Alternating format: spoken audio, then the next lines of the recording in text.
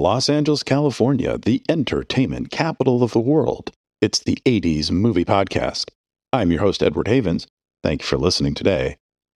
At the end of our previous episode, Vestron Pictures was starting to experience the turbulence a number of independent distributors faced when they had a successful film too soon out of the gate, and the direction of the company seemingly changes to go chasing more waterfalls instead of sticking to the rivers and lakes they were used to.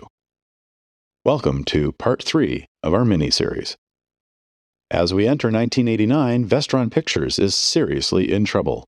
More money has gone out than has come back in. It seems that they needed one more hit to keep going for a while longer. But if you were to look at their release schedule for the year, which included a pickup from the recently bankrupt Laurentiis Entertainment Group, there wasn't really anything that felt like it could be a Dirty Dancing-like breakout, except for maybe the pickup from the recently bankrupt De Laurentiis Entertainment Group. But we'll get there in a moment. Their first film from 1989 is a certifiable cult film if there ever was one. But the problem with this label is that the film tagged as so was not a success upon its initial theatrical release. Bob Balaban, the beloved character actor who has been regularly seen on screens since his memorable debut in Midnight Cowboy 20 years earlier, would make his directorial debut with the black comedy horror film Parents. Brian Magdorski stars as Michael Lemley, a 10-year-old boy living in the California suburbs of the 1950s, who starts to suspect his mom and dad, played by Mary Beth Hurt and Randy Quaid, might be cannibals. It's a strange but fun little movie, and even Ken Russell would compare it favorably over David Lynch's Blue Velvet during one contemporary interview. But sadly, it would take far more time for the film to find its audience than Vestron could afford. Opening in 94 theaters on January 27th, the $3 million Parents could not overcome a series of negative reviews from critics, and would only gross $278,000 in its first 3 days. Vestron would not strike any additional prints of the film and would cycle the ones they did have around the country for several months.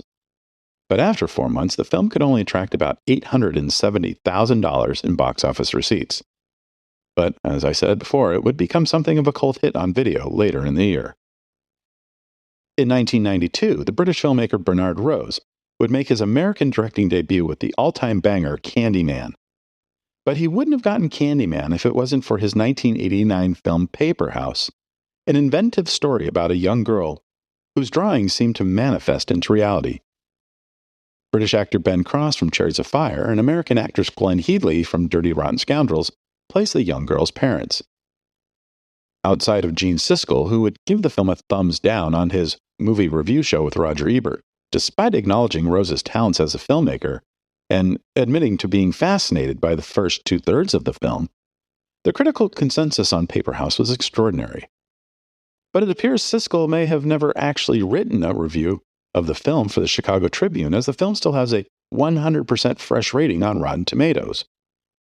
But the film had only earned $6,700 from its single-screen playdate at the Carnegie Hall Cinemas in New York, where it opened on February 17th, and the film would get little support from Vestron after that. More single playdates in major cities added up to about $241,000 in box office total after 14 weeks in release. Mark Rocco's Dream a Little Dream would be the third film in the Two Corys cinematic universe. Corey Feldman plays a high school student who, through one of the strangest plot twists in the whole body-switching genre, finds himself switching places with two-time Academy Award winner Jason Robards, playing a professor who is looking for immortality through entering a meditative alpha state. Meredith Salinger and Piper Laurie also find themselves switching bodies as well, while Corey Haim plays the goofball best friend with not a whole lot to do. The supporting cast also includes veteran character actors Harry Dean Stanton and Alex Rocco, the latter who agreed to do the film because it was directed by his son. When the film opened on March 3rd, it would be Vestron's second widest release, opening on more than 1,000 theaters. But just like the previous year's License to Drive, the pairing of Corey Haim and Corey Feldman did not set the box office on fire. The film would open in fifth place with $2.57 million in ticket sales, compared to the number one film of the week, the Morgan Freeman drama Lean on Me, which would gross twice as much as Dream a Little Dream, while playing on 125 fewer screens. In its second week, The film would lose 56 theaters and 52% of its opening weekend audience, falling all the way to 13th place with a gross of only $1.25 million. By week 3, the movie would move to dollar houses and trudge along for several more months, until it closed in the middle of summer with only $5.55 million in the till. In the late 1970s and early 1980s, writer-director Jeremy Paul Kagan had directed and occasionally written several big-ticket movies, including the 1977 Henry Winkler drama Heroes, which also starred Sally Field and, in his first post-Star Wars movie, Harrison Ford, and the 1985 Meredith Salinger-John Cusack adventure film, The Journey of Natty Gann, which makes his Natty Gann follow-up, Big Man on Campus, such a head-scratcher. A modern adaptation of The Hunchback of Notre Dame, Big Man on Campus was written by Alan Katz, who had been working in television for nearly 20 years, writing for and producing shows like All in the Family, Sanford and Son, The Mary Tyler Moore Show, and MASH. Katz would also star in the movie as the titular hunchback, even though he had never once acted on any of his shows. But at least he had a good supporting cast, including Garrett Graham, Melora Hardin, Jessica Harper, Tom Skerritt, and Cindy Williams. I can only find one playdate for the film ever, in Los Angeles at the American Cinematheque in March of 1989, so while this mostly qualifies as a direct-to-video release, I feel compelled to at least give it a token mention here. Have you ever heard of a movie called The Fruit Machine? Of course you haven't, because that's a horrible name for a movie, no matter what it's about. When Vestron acquired this British drama about young gay men who go on the run after they witness a murder, the first thing they did was change the title to Wonderland. Not that Wonderland gives you any more of an idea of what the movie is about than The Fruit Machine, but whatever. Today, the movie has two things going for it. One, an early role for Robbie Coltrane, playing a transvestite who operates a nightclub for gay men and transvestites called, you guessed it, The Fruit Machine. And second, the musical score was written by Hans Zimmer in one of his earliest film jobs.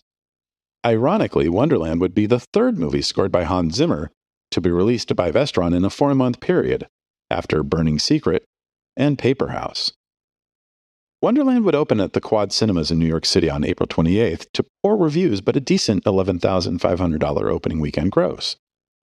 But the film would not be able to maintain much of an audience, and after 5 weeks, Wonderland was out of the Quad Cinemas, never to play another theater in America, with just $50,000 in the till. Ken Russell's third and final film in his contract with Vestron was The Rainbow, an adaptation of a 1915 novel by D.H. Lawrence, whose 1920 novel Women in Love had been adapted by Russell in 1969. Glenda Jackson, who had won the Academy Award for her role in Women in Love, here plays the mother of the character she played in the other film. Here, she co-stars with Sammy Davis as Ursula, the younger sister of Jackson's Women in Love character, who finds herself attracted to Anton, a young man in town, as well as her gym teacher Winifred. As one would expect from Ken Russell, the supporting cast is top-notch, including future Eighth Doctor Paul McGann, regular Russell collaborator Christopher Gable, and blow-up star David Hemmings. The film would open at the Paris Theater in New York City on May 5th, where it would gross a very good $22,000, spurred on by great reviews from most of the city's major critics, several of which noted the film to be Russell's best in a number of years.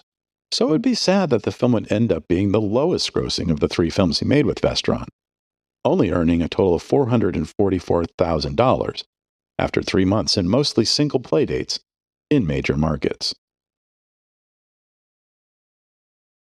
In 1985, Geena Davis and Jeff Goldblum worked together for the first time on a forgettable horror comedy called Transylvania 65000, whose name was a pun on a popular 1940 song recorded by Glenn Miller.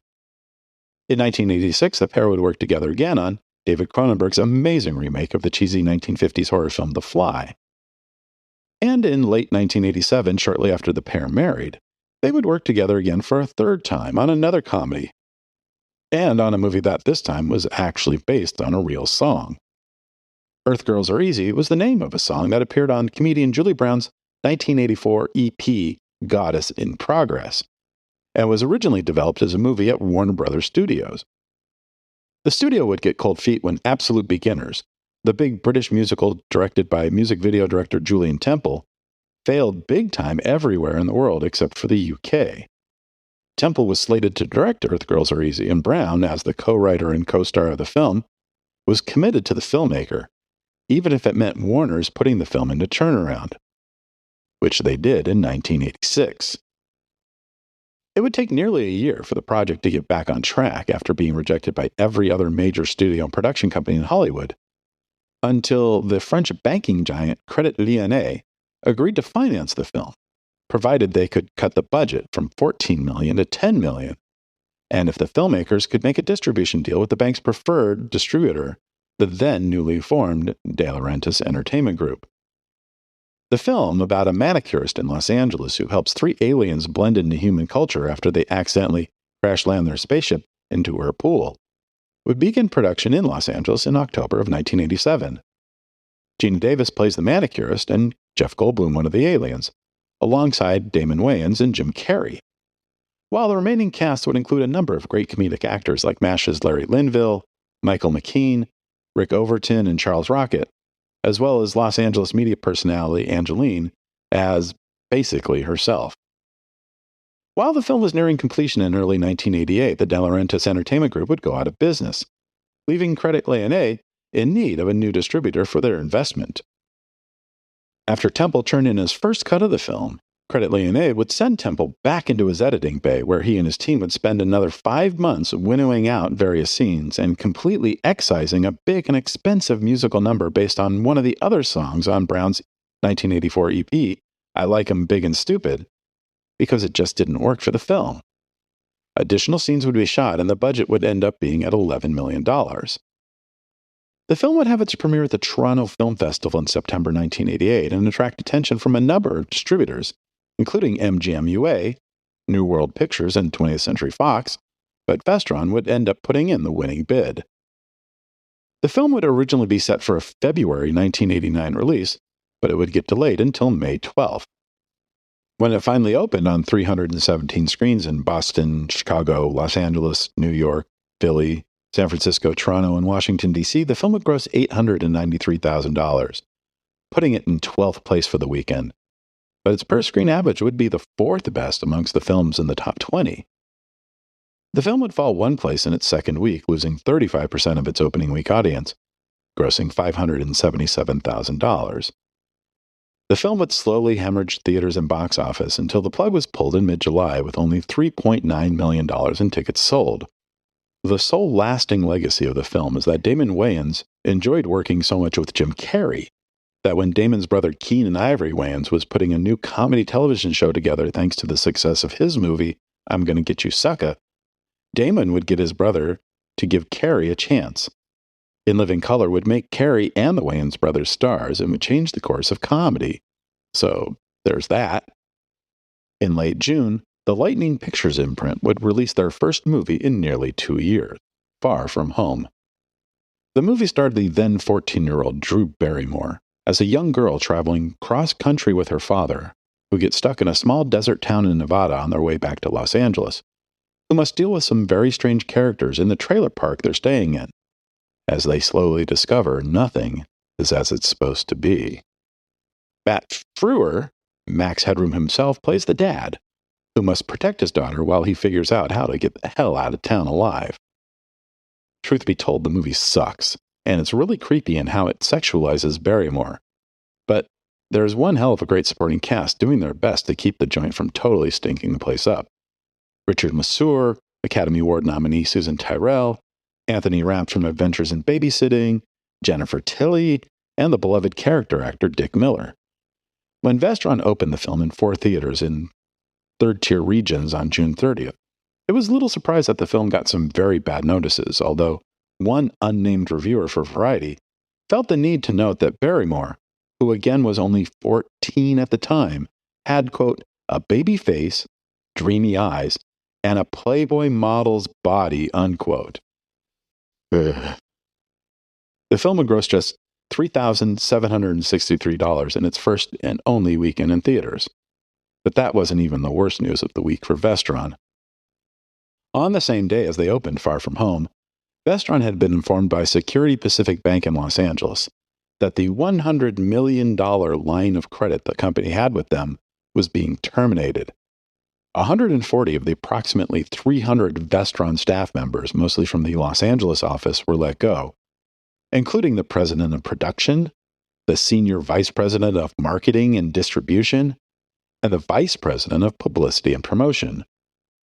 While Vestron Video would continue for a while, in large part thanks to a $15.7 million payoff during a dispute over home video ownership to the rights of the 1986 Best Picture winner Platoon, the theatrical distribution unit was effectively dead.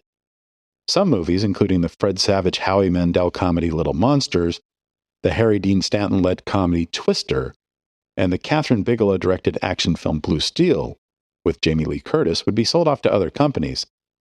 But the titles left behind would see their planned theatrical releases canceled and eventually be released direct-to-video. Thanks to some of the legacy titles in their video catalog, including Dirty Dancing, Vestron Video would be able to stave off the inevitable for a while. But in January of 1991, the company would file for bankruptcy, their final official film being the Stan Winston-directed fantasy buddy comedy, The Adventures of a Gnome Named Norm. Filmed in 1988 as Upward, the film featured Anthony Michael Hall as a Los Angeles police detective who was to team up with a gnome, a puppet created by Winston, the effects wizard who also directed the film, to solve a murder. For Winston, it was déjà vu all over again, as his previous directorial effort, Pumpkinhead, found itself in limbo for a while when its distributor, the De Laurentiis Entertainment Group, filed for bankruptcy in 1988 before they could release that film. In bankruptcy court, Live Entertainment, partially owned by the 1990s mega movie production company Kuroko Pictures, would purchase all of Vestron's assets for $24 million. Live used those assets as collateral to secure a line of credit from industry-friendly banks so they could start their own production and distribution company, of which their only moment of note was helping to finance Reservoir Dogs when no one else would. Eventually, Live Entertainment would be sold off to Bain Capital, a private investment firm co-founded by Mitt Romney in 1997, and they would rebrand Live as Artisan Entertainment. Artisan today is best known as the little independent distributor of the Blair Witch Project, but they would also enter into an agreement with Marvel Comics to make movies for 15 of their characters, including Ant-Man, Black Panther, Deadpool, Iron Fist, Longshot, Morbius, Mort the Dead Teenager, and The Power Pack. Artisan would produce 2 movies based on Marvel characters, Man-Thing and The Punisher, although neither of those films would be released by Artisan. Artisan would declare bankruptcy in 2003, and Marvel would be one of the companies to place a bid for them. Lionsgate would end up becoming the winning bidder for Artisan's assets, which is how the vast majority of Vestron titles are now owned by a company that didn't even exist when Vestron closed shop. Today, Lionsgate is the owner of the assets of a number of the companies we've spoken about on this podcast in the past and will be talking about in the future, including Crown International, the De Laurentiis Entertainment Group, Embassy Pictures, and New World Pictures. And it's also a major reason why so many of the movies that we've discussed in these episodes looking back at past companies are completely unknown today. As big as Lionsgate is, with nearly $3.6 billion in revenue in 2022, they are going to be able to keep up with the chain of ownership for every movie from every company they've purchased, and they're not going to be putting any money into movies that are barely remembered today. The Film Foundation, the nonprofit organization co-founded by Woody Allen, Francis Ford Coppola, Martin Scorsese, and Steven Spielberg, which is dedicated to film preservation, estimates that the average cost to do a photochemical restoration of a color feature with sound to be between $80,000 and $450,000, not including the cost of a 2K or 4K digital scan. I'm going to have a link in the show notes on our website at the80smoviepodcast.com to a November 2018 article from the Science History Institute about the process of restoring films. It's not a long read, only 4 or 5 minutes, but it's fascinating. I hope you'll check it out. So, there you have it, the end of the line for Vestron Pictures, and many of the movies they helped to make and distribute. most of which you cannot find in any form today. Thank you for listening. We'll talk again next week when episode 105 on the 1985 teen comedy O.C. and Stiggs, directed by Robert Altman, will be discussed.